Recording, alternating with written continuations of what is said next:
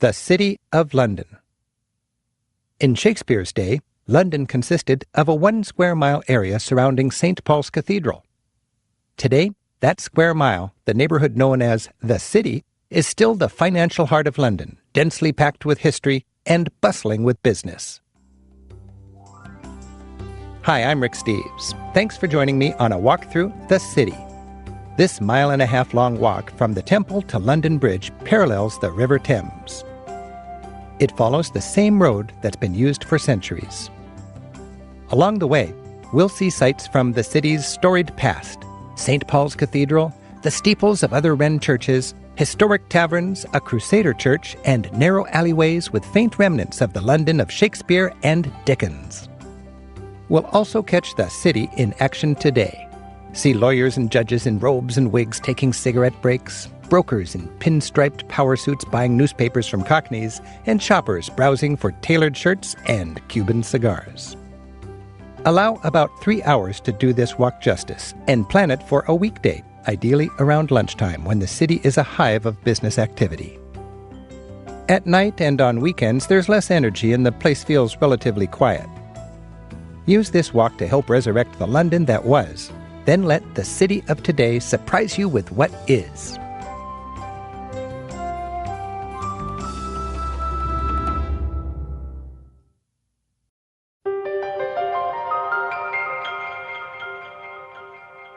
The tour begins. The city's 2,000-year history. Start at the Church of St. Clement Danes. The closest tube stop is called Temple. It's easiest to just ride the tube there, but some may wish to walk from Trafalgar Square, heading east 1 mile on the busy boulevard called the Strand. To reach the Church of St. Clement Danes from the Temple tube stop, walk uphill on Arundel Street until it intersects with the Strand. As you make your way to St. Clement Danes, listen to Rick give an overview of the city's history. Rick? This district, called the City, stretches from near St. Clement Danes to the Tower of London. This was the London of the ancient Romans, of William the Conqueror, Henry VIII, Shakespeare, and Queen Elizabeth I. London began its life as Londinium, the settlement founded by the Romans in about 50 A.D., right here on the north bank of the Thames. It quickly became the hub of Britain and a river port complete with a Roman Colosseum, forum, baths, a bridge across the Thames, and a city wall. That wall, arcing from what's now St. Paul's to the Tower of London, defined the city's boundaries for the next 1,500 years. When Rome could no longer defend the city, it fell to the Saxons. Next came the Normans, who invaded from France in 1066 and established their rule here by building the Tower of London. In 1348, the medieval city was devastated by the Black Plague. As London recovered and grew even bigger, it became clear to wannabe kings that whoever controlled London controlled Britain. When Queen Elizabeth I brought peace to the land, London came into its own, blossoming into a world capital. There's not much left of that world capital from Elizabeth's time. So on our walk through the 21st century buildings of today, you'll have to use your imagination. Think of the city in Elizabeth and Shakespeare's day, around the year 1600, with a population of nearly 200,000. It looked like a big village, full of half-timbered buildings with thatched roofs. Streams crisscrossed the city. The streets were narrow, winding, unpaved, and unlit. Horses and animals jockeyed for space with milkmaids, cobblers, sailors, actors, ladies in velvet dresses, and gentlemen in striped leotards. This bustling port town on the Thames was Britain's gateway to the world. Businessmen from all around Europe gathered here to trade exotic goods. Theaters like Shakespeare's Globe drew patrons across the river to Suffolk for an evening's entertainment. And a budding publishing industry was making London the center of words and ideas it remains to this day. Just when things were going so well, London suffered a catastrophe that would change it forever. In 1666, the city of Wood was incinerated by the Great Fire, and it had to be rebuilt nearly from scratch. Within decades, it was thriving again as the capital of a growing global empire. London expanded westward to the fashionable West End, Trafalgar, and Westminster. The city became the notoriously grimy, soot-crusted place portrayed in Charles Dickens' novels. In World War II, the city suffered another catastrophe when Nazi air raids leveled the landscape, and it had to be rebuilt once again. Today, the city is a concrete jungle. On our walk, we'll see remnants of London's 2,000 years of history. But we'll also see how the city has been stripped of its history by the Great Fire, the World War II Blitz, and by modern economic realities. It's a neighborhood of honking horns, modern bank buildings, and retail stores. Only about 7,000 people actually live here, but on workdays it's packed with hundreds of thousands of commuters, bankers, lawyers, secretaries, accountants, and coffee shop baristas. Yes, it's a concrete jungle. Swinging through the streets as if on vines, we'll pass desk monkeys clutching cell phones like bananas. Okay, Rick. I better take it from here. Our tour starts at the busy intersection of Arundel Street and the Strand. Find the church with a steeple over its entrance, surrounded by modern traffic. The Church of St. Clement Danes.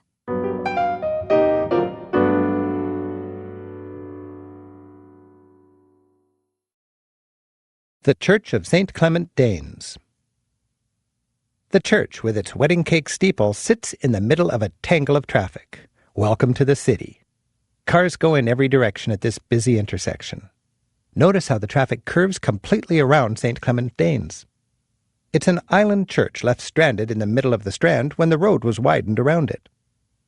St. Clement Danes introduces us to two themes we'll encounter time and time again on this walk: Christopher Wren and the Blitz of World War II.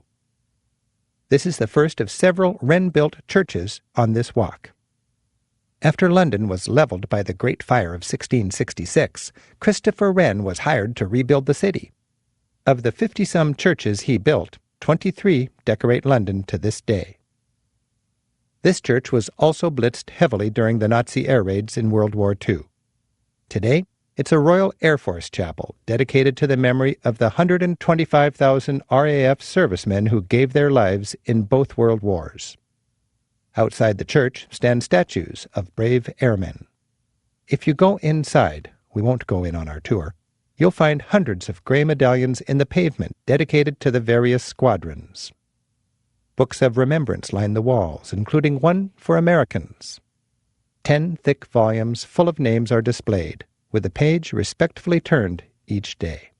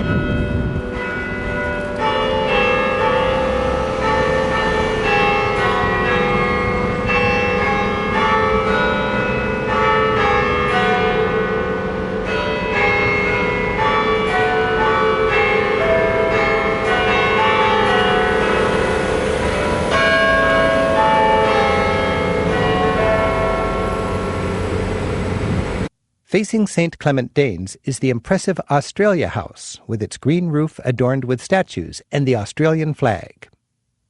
This is a kind of embassy for that member of the British Commonwealth, but it may be more famous for its role in the Harry Potter movies as the Goblin-run Gringotts Wizarding Bank. Though it's not open to visiting Muggles, you can peek into the chandeliered lobby from the door. From here, start heading east on the Strand. You may need to wait for the light at some crosswalks. Don't worry, we won't leave you behind. Our route is simple. walking east along a single street that changes names as it goes. The Strand becomes Fleet Street, which becomes Ludgate Hill, and then Cannon Street. Keep heading east down the Strand as it curves around the back of St. Clement Danes. As you walk alongside the church, notice a couple of things. First, the steeple stands over the entrance. You may be saying, well, so what? But that feature, that's so common in American churches, was actually quite groundbreaking back when Christopher Wren popularized it. Also, notice the light gray stone the church is made of. This is called Portland stone. It's a kind of limestone quarried on an island off England's southern coast. We'll see Portland stone on buildings all throughout our walk, including the one coming up next. As you pass the church, look to the left side of the street. You'll see the Gothic steeple that stands atop the Royal Courts of Justice. There's no need to cross the street for a closer look. We'll view it from here on the right side of the Strand.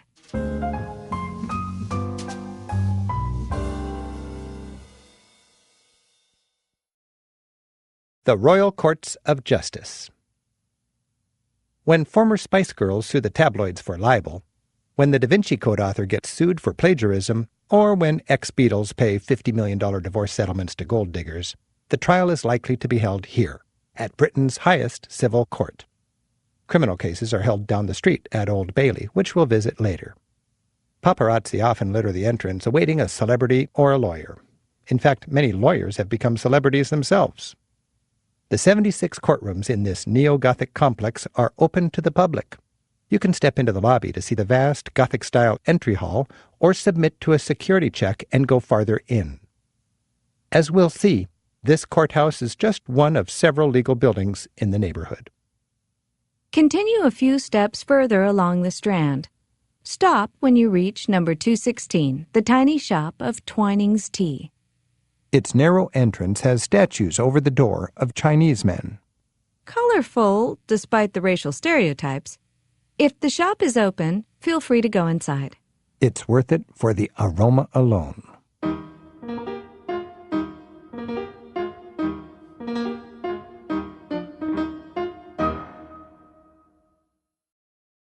Twining's Tea. When this narrow store first opened its doors, tea was an exotic concoction from newly explored lands. The Chinese statues at the entrance remind us that tea came first from China, then India. Twining's has been in business since 1706, and this store has been in the Twining family for most of that time. The shop is narrow, but explore its depths. There's a tea tasting room way in the back. When tea hit the scene in the 1700s, London was in the grip of a coffee craze, and coffee houses were everywhere.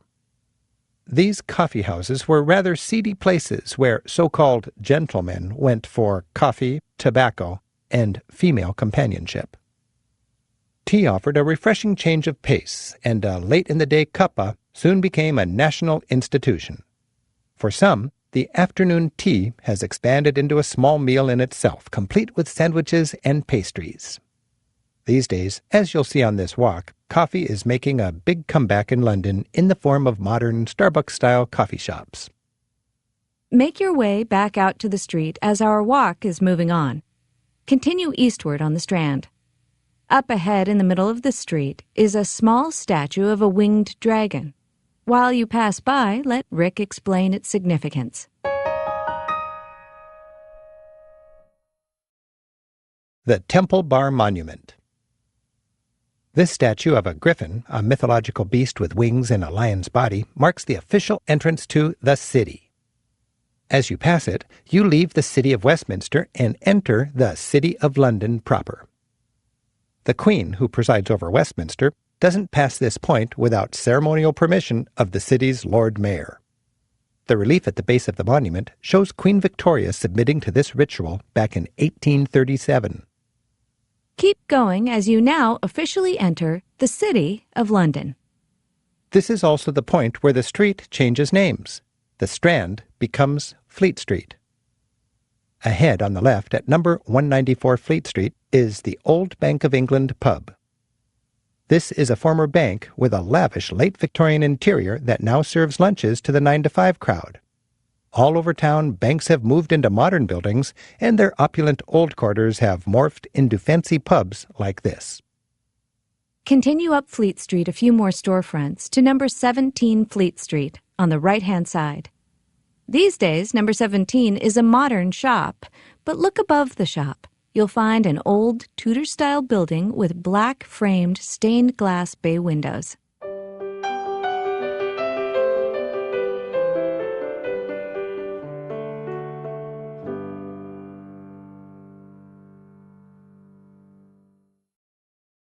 Prince Henry's Room. This half-timbered three-story Tudor-style building from 1610 is one of the few to survive the Great Fire. In Shakespeare's day, the entire city was packed rooftop to rooftop with wood and plaster buildings like this. Many were 5 and 6 stories high with narrow frontage. Little wonder that a small fire could spread so quickly and become the Great Fire of 1666. The top floor of the house is Prince Henry's Room, once an office for the son of King Charles I. It was also a tavern at one point.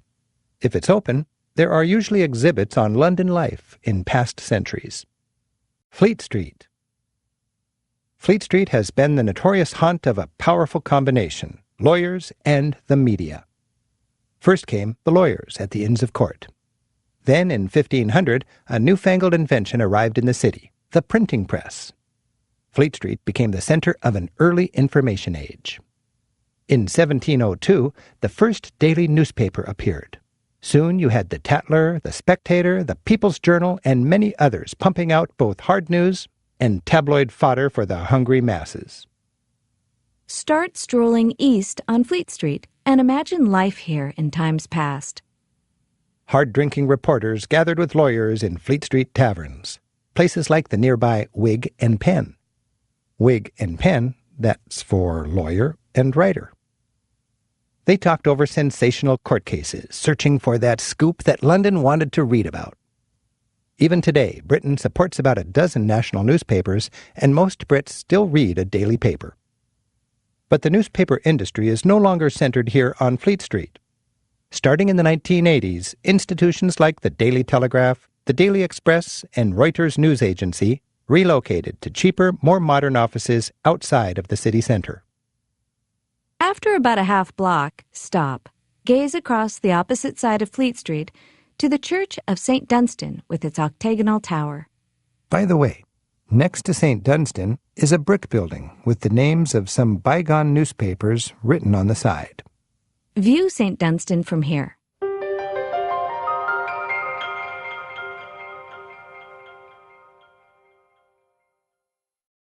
The Church of St. Dunstan in the west, and the Great Fire of 1666. This church stands where the Great Fire finally ended. On September 2nd, 1666, a small fire started near London Bridge. We'll be there later. For 4 days, the fire raged, growing larger and larger, sweeping westward, fanned by hot and blustery weather, devouring the wooden city as it went. As it approached St. Dunstan, 40 theology students battled the blaze. They held it off until the wind finally shifted, and the fire slowly burned itself out. From here to the end of our walk, more than a mile, we'll be passing through the fire's path of destruction. It left London a Sodom and Gomorrah wasteland, so hot it couldn't be walked on for weeks. Now let's cross Fleet Street to the St. Dunstan side of the street. The clock on the bell tower outside from 1670 features London's first minute hand and has 2 slaves gonging 2 bells 4 times an hour. Alongside the church is a statue of Queen Elizabeth I. The scepter and orb symbolize her religious and secular authority. The statue is a rare contemporary portrait of Elizabeth since so many others perished in the fire. This 1586 depiction is as accurate as anything we have. St. Dunstan is one of London's oldest congregations, established around 1000 A.D. In the vestibule is a list of church vicars, an unbroken line dating back to 1237.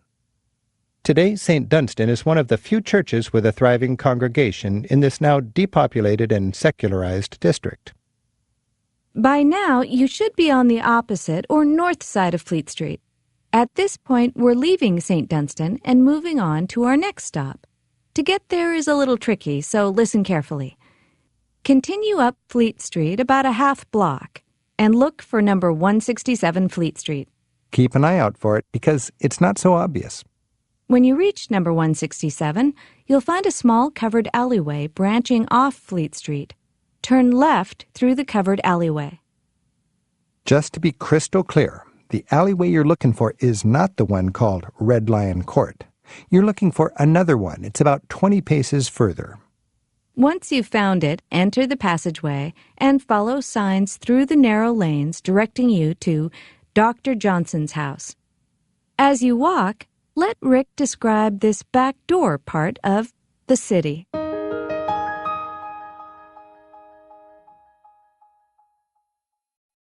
The narrow lanes of 1700s London. Make your way through these twisting alleyways and cramped buildings that now house urban hobbits. They give a faint glimpse of the London of the 1700s, a crowded city of 500,000 people. After the Great Fire, so it wouldn't burn down again, London was resurrected in brick and stone rather than wood. But they stuck to the same medieval street plan, resulting in the narrow lanes lined with brick buildings like these. Keep winding through the maze. Don't worry, we'll soon run into Dr. Johnson's house. As you enter Johnson's world, listen to what the writer told his young friend and biographer, James Boswell. "Sir," he said, "Sir, if you wish to have a just notion of the magnitude of this city, you must survey the innumerable little lanes and courts." Thank you, good doctor. The little lanes and courts eventually spill into the quiet courtyard called Gough Square with Johnson's house. If you got turned around, sir, Gough Square is located about a block north of Fleet Street. Dr. Johnson's house is at 17 Gough Square.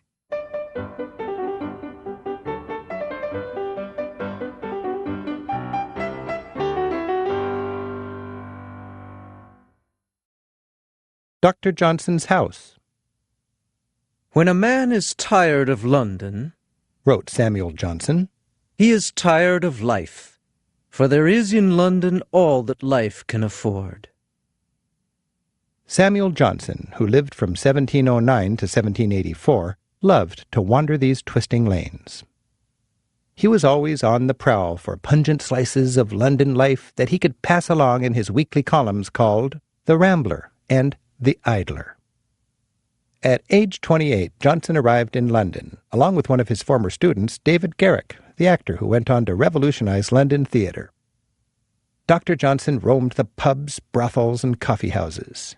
He took in the illicit dogfights where terriers battled cornered rats while men bet on the outcome.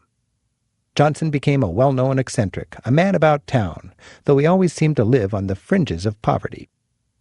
A contemporary described the man as, quote, tall, stout, and slovenly in his dress.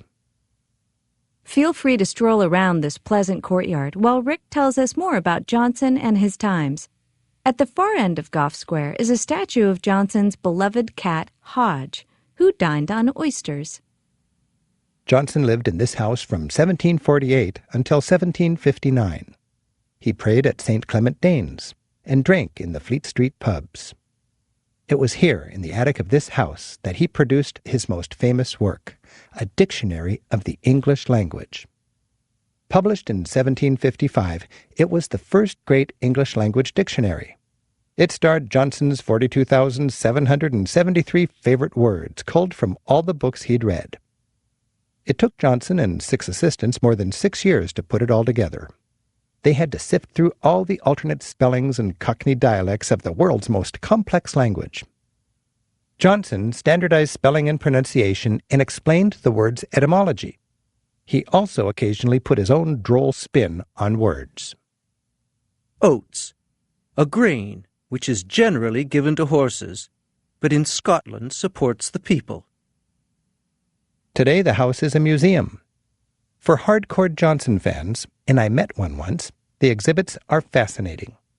It's particularly auspicious for sojourners captivated by the alchemy of verbiage. But even for casual visitors, the old house itself is interesting. You climb 4 stories decorated with period furniture. There's a first edition of Johnson's dictionary and pictures of Johnson, Garrick, and Boswell. Nothing's roped off or behind glass, and you can browse at will. Finally, you arrive at the top-floor garret where literary history was made, the birthplace of the dictionary that standardized our English language.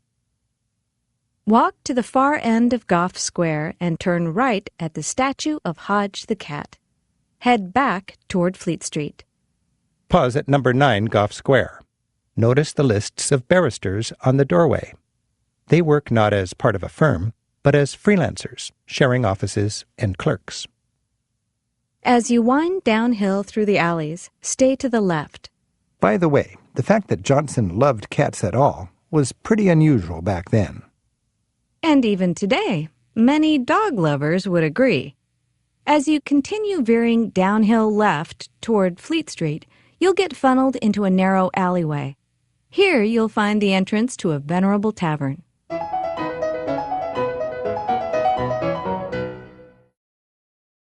Ye Old Cheshire Cheese Tavern.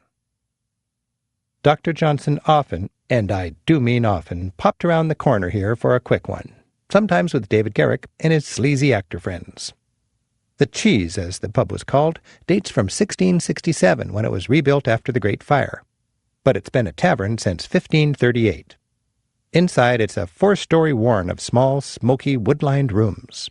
Each room offers a different menu, from pub grub to white tablecloth fine dining.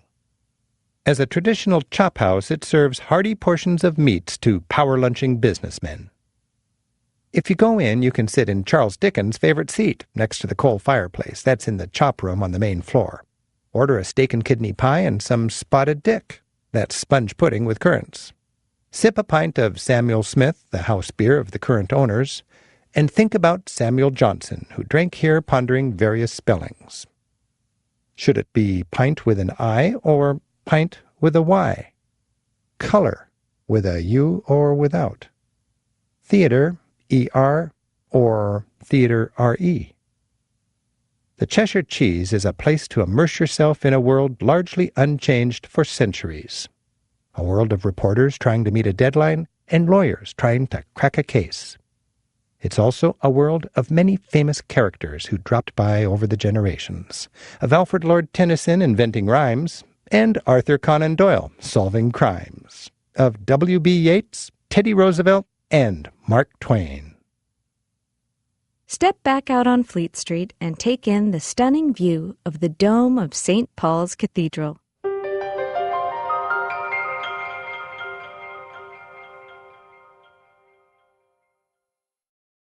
View of St. Paul's, the Blitz, the Great Fire, the Plague, and Christopher Wren.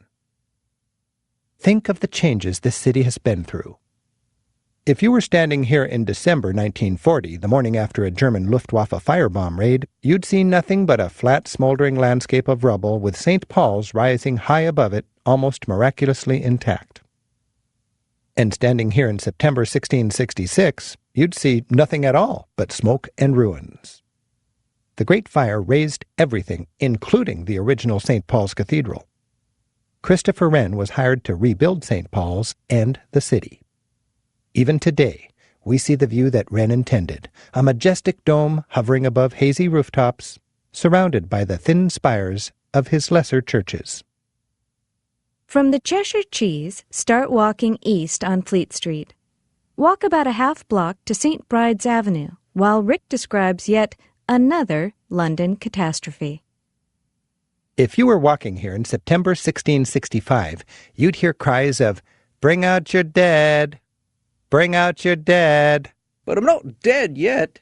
It was men patrolling the streets with wagons to cart away dead bodies. But I'm not dead! Shut up. 1 year before the Great Fire of 1666, London was hit with a devastating outbreak of the bubonic plague. It started in the spring as the Poor's Plague and was ignored until it spread to richer neighborhoods. By summertime, an especially hot one, 5,000 were dying every week.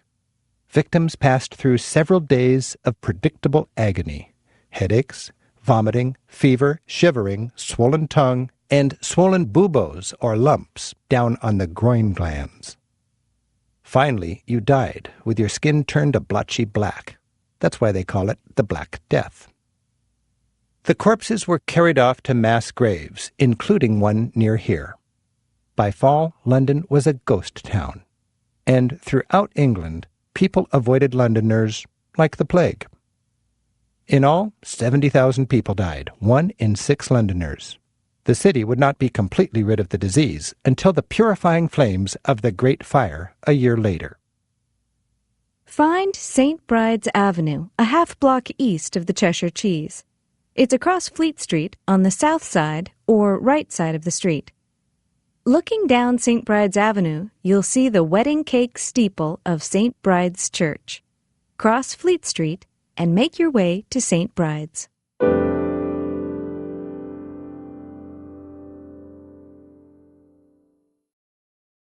St. Bride's Church. After the double whammy of the plague and the fire, Christopher Wren built a new St. Paul's plus about 50 other churches in the vicinity, including this one, St. Bride's. The 226-foot-high steeple was Wren's tallest, and in 1675, 9 years after the fire, it became the first of Wren's churches to open its doors. The distinctive steeple, stacked in layers as it tapers to a point, is said to have inspired the wedding cake. Supposedly, a Fleet Street baker named Mr. Rich gazed out his shop window as he made the first multi-tiered cake. By the way, the word bride in St. Bride's is only coincidental. The church was dedicated to St. Bridget, or Bride of Kildare, long before the steeple or any wedding cakes. Let's go inside the church. St. Paul's may be Wren's most famous church, but smaller churches like St. Bride's better illustrate his distinctive style. First, there's usually a steeple over the main entrance. Stepping inside, you'll see more typical Wren features. Make your way to the nave. As in all Wren churches, it's uncluttered and well lit. St. Bride's interior is decorated with Wren's typical geometric patterns, squares, circles, and rosettes. There are neoclassical or Greek-style columns, a curved or domed plaster ceiling, and fine carved woodwork. You'll find these architectural elements in most of Wren's churches. Notice that the pews bear the names of departed journalists.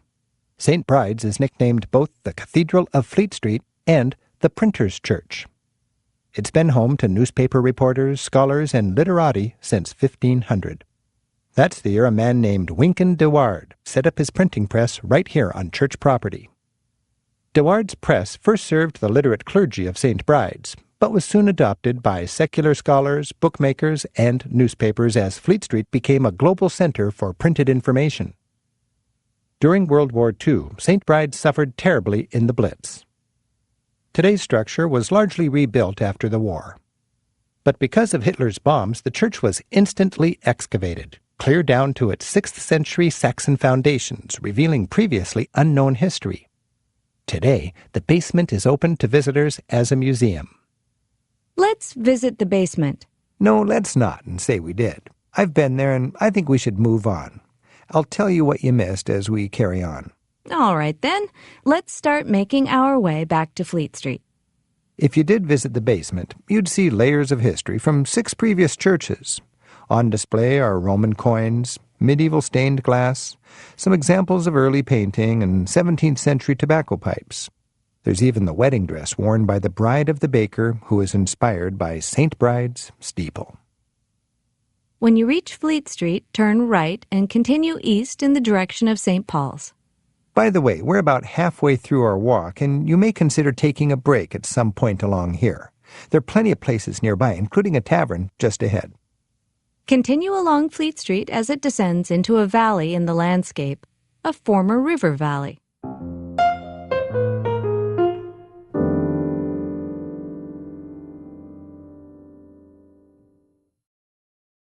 The Fleet River and Ludgate.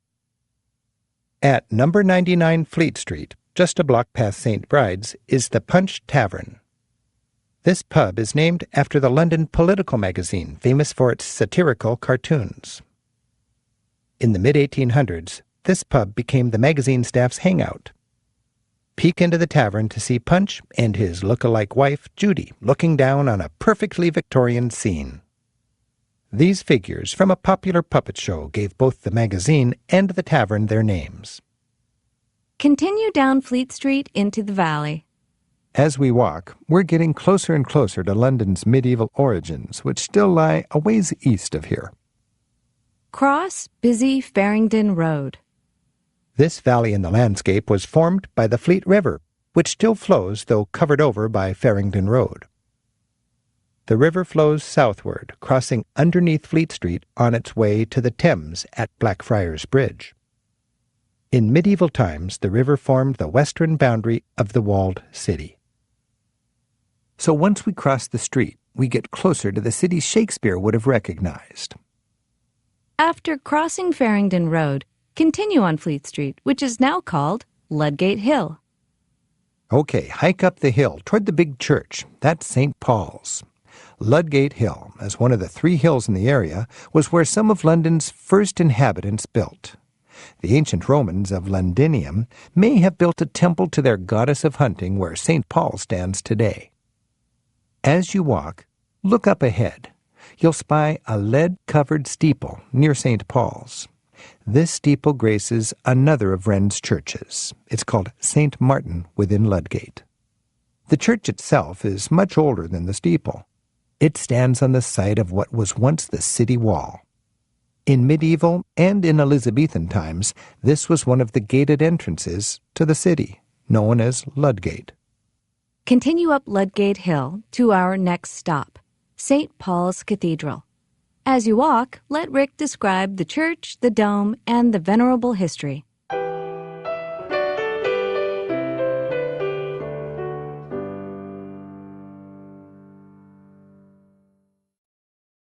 St. Paul's Cathedral.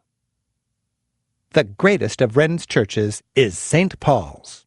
England's national church marks the heart of the city. There's been a church on this spot for 15 centuries. But the old St. Paul's burned to the ground in 1666. Immediately afterward, King Charles II turned to his old childhood friend, Christopher Wren, to rebuild it. As you approach New St. Paul's, admire its facade, with twin Baroque towers and topped with a soaring dome. It's impressive how this grand structure came to be.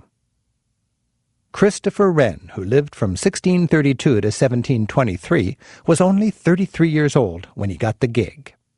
He wasn't a well-known architect, but he'd proven his ability in every field he'd touched. In astronomy, by mapping the moon. In medicine, he pioneered using opium as a general anesthetic. He made his mark in mathematics with a treatise on spherical trigonometry. And in physics, Wren's study of the laws of motion influenced the landmark work done by his even more famous colleague, Isaac Newton. For 40 years, Wren labored on this site, building what was then the second largest dome in the world, after St. Peter's in Rome. The dome rises 365 feet, weighs 65,000 tons, and stands as the city's most iconic image. St. Paul's is Europe's 4th largest church, with a nave that stretches over 500 feet. It's one of the few great churches built within the architect's lifetime. In his old age, Wren got to look up and see his son place the cross atop the dome, completing his masterpiece. As you get close to the church, you'll need to cross Ludgate Hill Street, find the crosswalk, and cross to the north side of the street. In many ways, St. Paul's is London's heart. It's one of the first churches from London's early days. As a cathedral, it houses the city's bishop.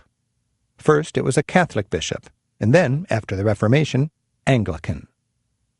St. Paul's symbolizes London's rise from the ashes of the Great Fire. It survived the horrendous Nazi air raids of World War II. It's where the nation gathers for historic events. Winston Churchill's funeral, or the wedding of Prince Charles and Lady Diana. And St. Paul's is the final resting place of England's finest, from the Duke of Wellington to Lord Nelson to the man who built it, Sir Christopher Wren. If you plan to go inside the church, we won't on this walk. Rick has another audio tour on St. Paul's. For now, look for the Temple Bar Gate. It's directly to the left of St. Paul's facade. It may not be visible from where you're standing, so start heading in that general direction, to the left of St. Paul's facade. You'll soon see a stone archway directly to the left of the church. There are statues on it. And it's light gray in color, which means it was built with Portland stone. This is the Temple Bar Gate, which marks the entrance to Paternoster Square.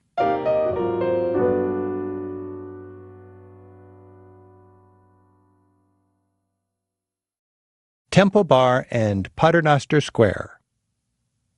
The Temple Bar Gate was once the ceremonial west entrance to the City of London. That is, it once stood a half-mile west of here, where the Strand meets Fleet Street. That's the historic spot we saw earlier on this tour, the place now marked by the Griffin statue. In 1672, this stone archway was erected on Fleet Street, built by none other than Christopher Wren. But as London modernized, the Temple Bar Gate came to be seen as just a big obstacle in the way of traffic. In 1878, it was carted off to ornament the country villa of a brewery owner. Finally, in 2004, the gate was brought back to the city in pieces. The stones were painstakingly reassembled, like a 2,700-piece jigsaw puzzle. It now guards the entrance to Paternoster Square. Enter through Temple Bar Gate. You emerge into Paternoster Square. As you can see, the square is completely modern, built in the early 21st century. Once in the square, veer to the right. Start making your way to the Statue of the Sheep at the far end of Paternoster Square. This 21st century square was designed to allow maximum urban development while not obliterating views of St. Paul's. That's why the buildings are so low. As you walk through the square, enjoy the great view of the dome rising above Wren's red brick neoclassical chapter house. Our next stop is the street called Cheapside, located behind St. Paul's. Pass through Paternoster Square. Exit out the far end, striding right past the striding shepherd and sheep statue. Continue east along the pedestrian walkway behind the statue. The walkway is lined with modern shops. No shopping, no shopping. It eventually leads to the noisy, traffic-filled boulevard called Cheapside. While you walk, enjoy some music. We'll see you in a minute or two when you emerge at Cheapside.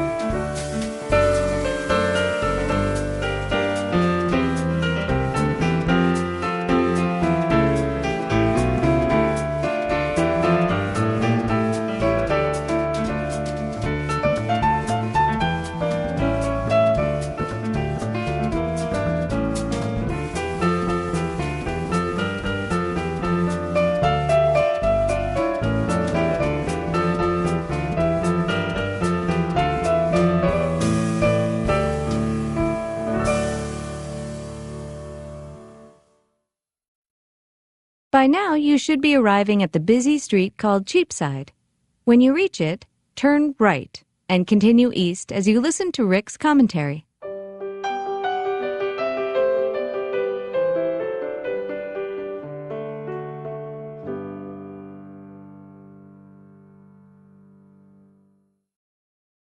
Cheapside, Shakespeare's London. This was the main east-west street of London in Shakespeare's day. The city back then had a population of 200,000. The wide street hosted the city's marketplace. The word cheap meant market. That market heritage is still seen today in the names of some of the streets that branch off it. Bread Street, Milk Street, Honey Street, and so on. But as you walk along it today, it's clear that the ambiance is far from Elizabethan, and it's far from cheap. It's a street of fancy offices, upscale clothing stores, and ye old Starbucks. This whole area around St. Paul's was destroyed in World War II. Remember, London was bombed heavily by Nazi warplanes. As the war began, Hitler threatened to invade the Isle of Britain. When that didn't work, he punished the pesky Brits with a series of devastating air raids. This is called the Blitz. All through the fall and winter of 1940 and 41, Nazi planes firebombed a helpless London. It included a stretch of 57 consecutive nights of bombing. Most of the bombs fell here in East London. Cheapside was absolutely flattened. 20,000 Londoners were killed. As I mentioned earlier, only St. Paul's emerged relatively unscathed. Locals called that a miracle. After the war, Cheapside was rebuilt. They originally did it with ugly 50s-style concrete buildings. But as you can see, the whole area has been rebuilt yet again with glassy 21st-century facades. Case in point, just past New Change Street is a slick new shopping mall. Inside, though we won't go there on this tour, is a glass elevator. That takes visitors up to a great rooftop terrace with a view of St. Paul's Cathedral. Continue east on Cheapside. We're headed for the church steeple directly ahead. As you walk, you'll pass by Bread Street. If you were to detour 2 blocks south on Bread Street, our walk won't go there, but if you were to take the detour, on the corner of Bread and Cannon Streets, you'd find the site of the Mermaid Tavern. This was Shakespeare's favorite haunt. Not a trace of it remains today, but that's where it stood. In the early 1600s, Sweet Will would meet at the Mermaid along with fellow writers Ben Jonson, Sir Walter Raleigh, and John Donne. There they'd enjoy food, good ale, and literary conversation. One of the group, Francis Beaumont, wrote, "What things have we seen done at the Mermaid? Heard words that have been so nimble and so full of subtle flame." And those words are all that's left of the Mermaid Tavern. A little further east along Cheapside is our next stop, the Church of St. Mary Le Bow. Locals refer to it as Marylebone. The church is topped by another tall wren steeple.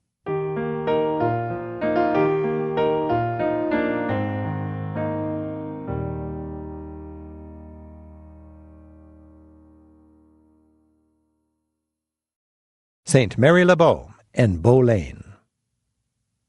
From London's earliest Christian times, a church has stood here. The steeple of St. Mary Le Bow, rebuilt after the fire, is one of Wren's most impressive. Look at the steeple's midsection. Wren incorporated the ribbed arch, or bow, echoing a motif found in the earlier church. Explore the courtyard next to the church. You'll see a statue. Get closer. You'll see it's a familiar figure from American history. The statue depicts the smiling face of Captain John Smith. In 1607, Smith established an English colony in America at Jamestown in Virginia. Smith claimed to have been captured by the Indians and saved by the Indian princess Pocahontas. Eventually, he returned to England and retired without Pocahontas here near the church. This is the very center of Old London. In medieval times, the church's bells rang each evening. They called Londoners safely back into the walled town before the gates were locked up. To be born within the sound of Bow bells longed to find a true local, or Cockney. If you go inside the church... But we won't on this tour. Correct. But you can always pause the audio tour and pop inside. If you went inside, you'd find one quite unique feature. The church has not one, but 2 pulpits. These are used today for point-counterpoint debate of moral issues. Let's continue on, strolling through the Cockney neighborhood to our next stop. So return to Cheapside and continue east. Just a few steps past St. Marylebone is the head of Bow Lane. But we won't stop. I know. We won't stop here at Bow Lane. We're only looking. Keep going down Cheapside. The entire city once had narrow lanes like Bow, Watling, and Bread Streets. Today, pedestrian-only Bow Lane is upscale, featuring smart clothing shops, sandwich bars, and pubs. But when Shakespeare bought his tights and pointy shoes in Bow Lane, the shops were humble and wooden, and the streets were dirt, and the bathroom was a ditch down the middle of the road. Continuing that thought, the garbage brought rats, and rats brought plagues, like the one that devastated London in 1665. Back in Shakespeare's day, you bought water in buckets that were carted up from the Thames, and at night the bellman walked the streets ringing the hour and assuring citizens that all's well. Keep going down Cheapside. We're making our way to an intersection called Bank Junction. It's still a couple of minutes' walk away, so let Rick describe the neighborhood. As you walk along Cheapside, you're walking through the heart of the Cockney neighborhood. It's famous as the place of plucky, streetwise urchins and Eliza Doolittle accents. The Cockney accent, though less common these days, is still the dialect of many working-class Londoners. There are no H's. Are you happy, Harry? Where's your horse? Hurry up now. 19th century social climbers added extra H's in order not to sound Cockney. I understand you are interested in renting my attic. These days, few people actually live within the sound of Bow Bells. The city's population, while 300,000 during the working hours, falls to about 7,000 at night. One colorful Cockney invention that has survived is their unique rhyming slang. Even ordinary Londoners have picked up a few phrases. It's a bit complicated, but here goes. They replace an everyday word with another word or phrase that rhymes with it. So the wife becomes the trouble and strife. And a 5-pound note, or fiver, is called a deep-sea diver. And in American, a yank is called a septic. That's short for septic tank. Tank, yank. True, if a bit demeaning. Here's another one. Hey, Lisa, after the tour, let's head to the pub for some Britneys. I don't get that one. A Britney, short for Britney Spears, which is a phrase that rhymes with Beers. So, let's grab some Britneys. Whatever butters your crumpet. For now, let's leave the world of the past and enter London's bustling financial district. Cheapside spills into a long, wide intersection where 9 streets meet. This is Bank Junction, at the tube stop called Bank. From here, you'll have views of a number of important buildings in the financial district. If you're not at Bank Junction yet, pause the audio tour and restart it when you get there.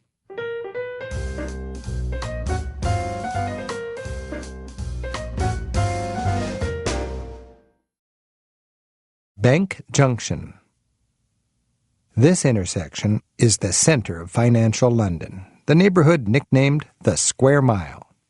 It's where London helped invent the capitalist economy centuries ago. And today, you're surrounded by skyscrapers housing the multinationals that continue to make London one of the globe's financial capitals. The best place to view the intersection is from the building called Mansion House.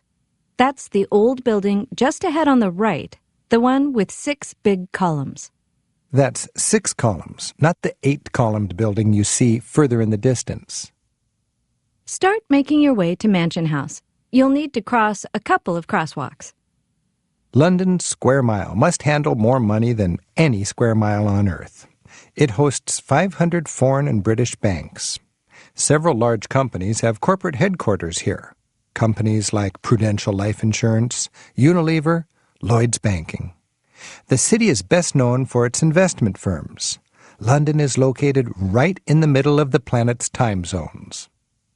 As a result, they can always find someone to trade with somewhere in the world, 24 hours a day. When you reach Mansion House, stop. Stand in front of its 6 classical columns and survey the intersection. First, look directly across the square. Find the building with 8 Greek-style columns.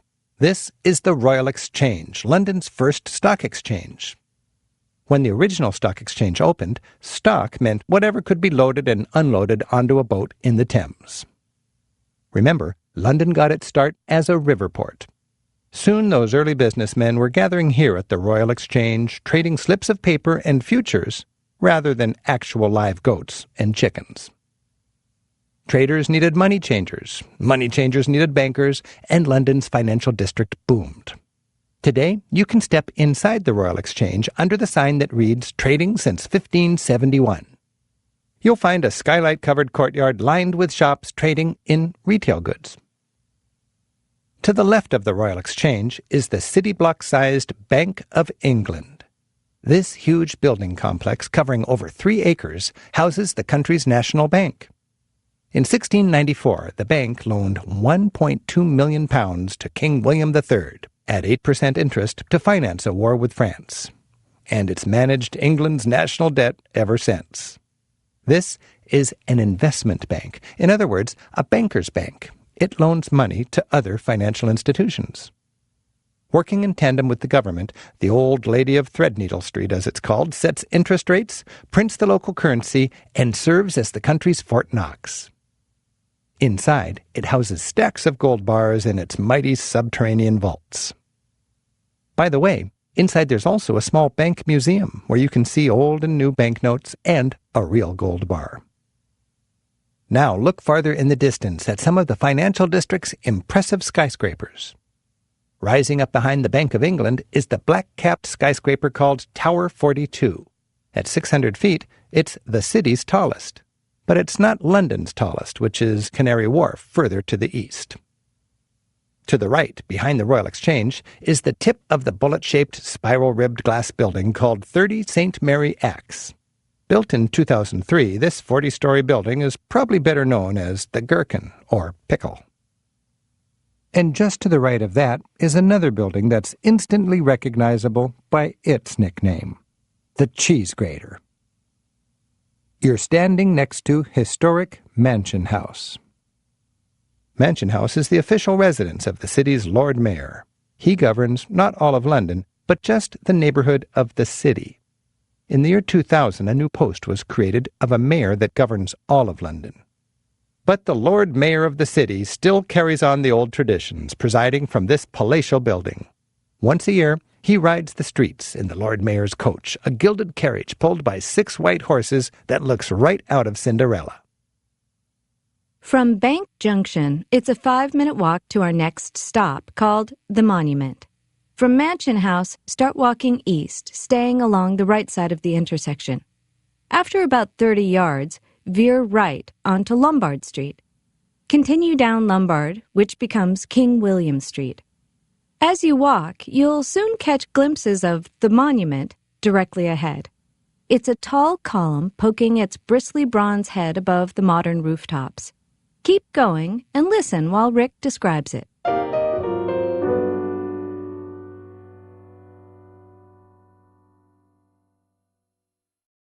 The Monument. This 200-foot-tall column is Christopher Wren's tribute to the Great Fire of 1666. The Great Fire started near here. If you tipped the monument over to the east, its top would reach the exact spot.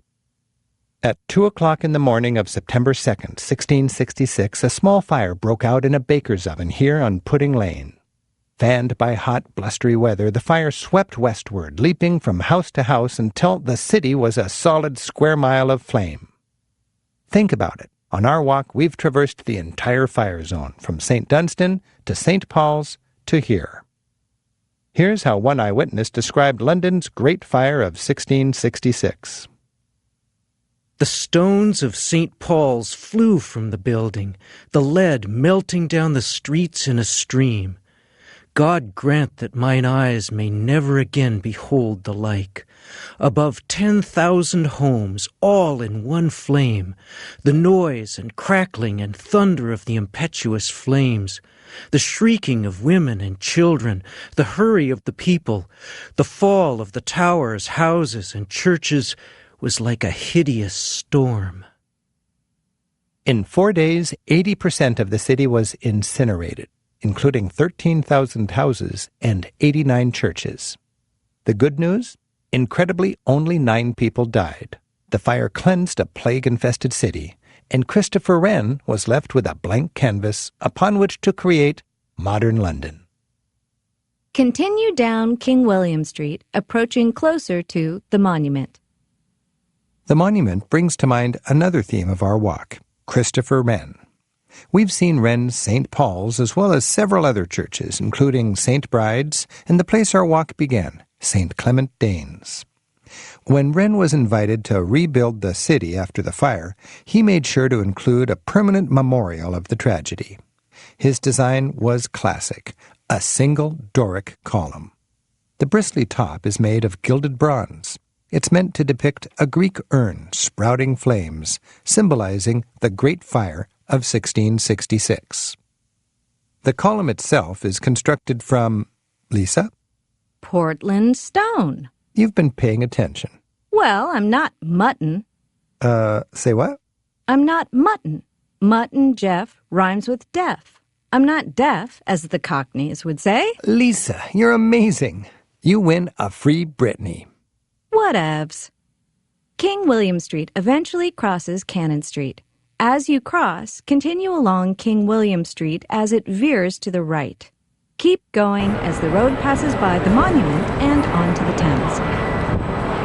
During the Blitz of World War II, a bomb fell right here where you're walking, on King William Street.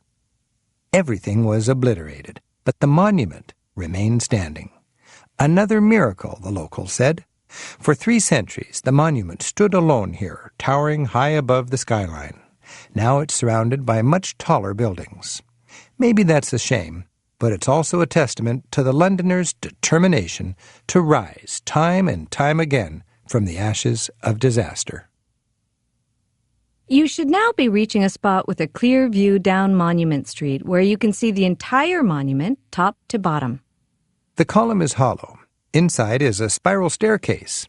You could pay admission and climb 311 steps up to the viewing platform. You get a pretty good view, despite the modern buildings. You could go up, but, and here's another theme from our walk, but we won't go there. Instead, our walk continues on to our final stop, London Bridge. You can see it up ahead. Spoiler alert, London Bridge, though famous, is not exactly picturesque. As you can see already, it looks more like a continuation of King William Street. By the way, take note that there's a handy tube stop by the monument. It's called Monument. Continue ahead to London Bridge, walking far enough onto the bridge to get a good view of the Thames and the city. As you walk, let Rick introduce the bridge and its place in London's long history.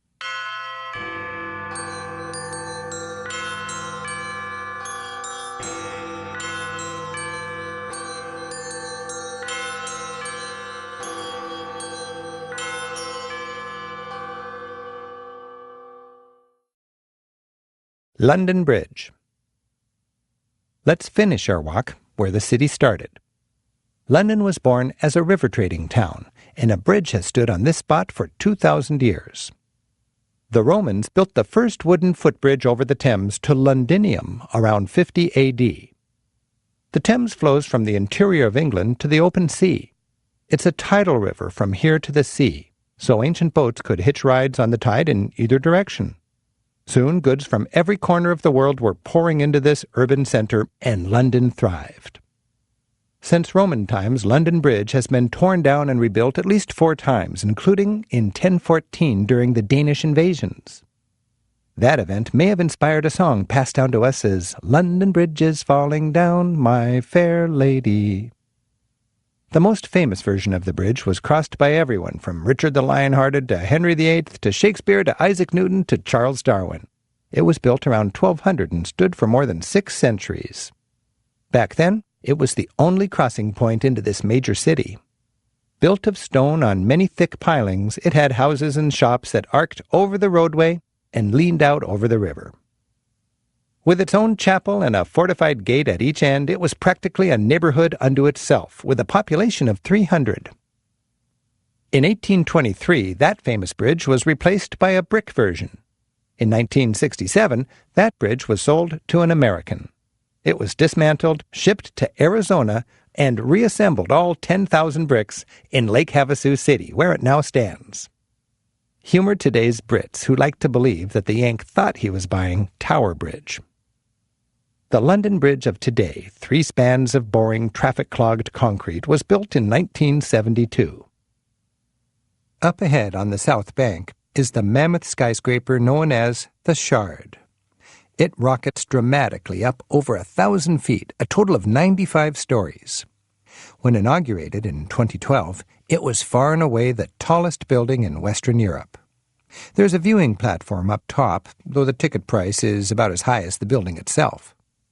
As you look up, try to picture Prince Andrew rappelling off the very top.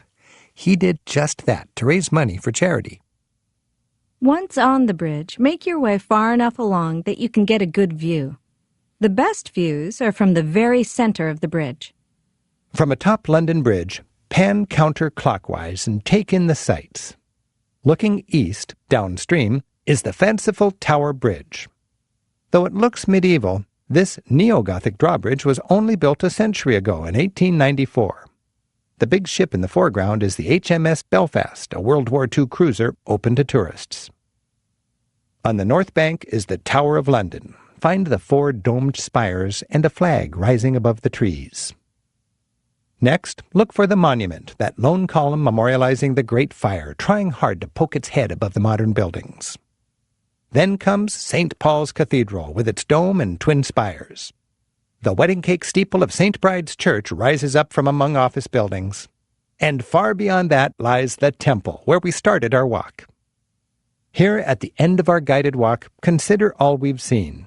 In its 2,000 years, London has survived fires, plagues, blitzes, and economic changes. And with its worldwide financial network, skyscrapers, and cultural heritage, the city still thrives. We hope you've enjoyed your walk through the City of London. Thanks to Jean Openshaw, the co-author of this tour. From here, you're a 10-minute walk to the Tower of London, or 5 minutes to the South Bank. Or catch the tube to anywhere in London. The Monument and the London Bridge stops are nearby. If you're up for more London sightseeing, we have audio-guided tours like this one covering St. Paul's Cathedral, the British Museum, the British Library, and the Westminster Walk. Remember, this tour was excerpted from the Rick Steves London Guidebook, co-authored with Jean Openshaw. For more details on eating, sleeping, and sightseeing in London, refer to this year's edition of that guidebook. For more free audio tours and podcasts, and for information about our TV shows, bus tours, and travel gear, visit our website at ricksteves.com. This tour was produced by Cedar House Audio Productions. Thanks. Cheers. And goodbye for now.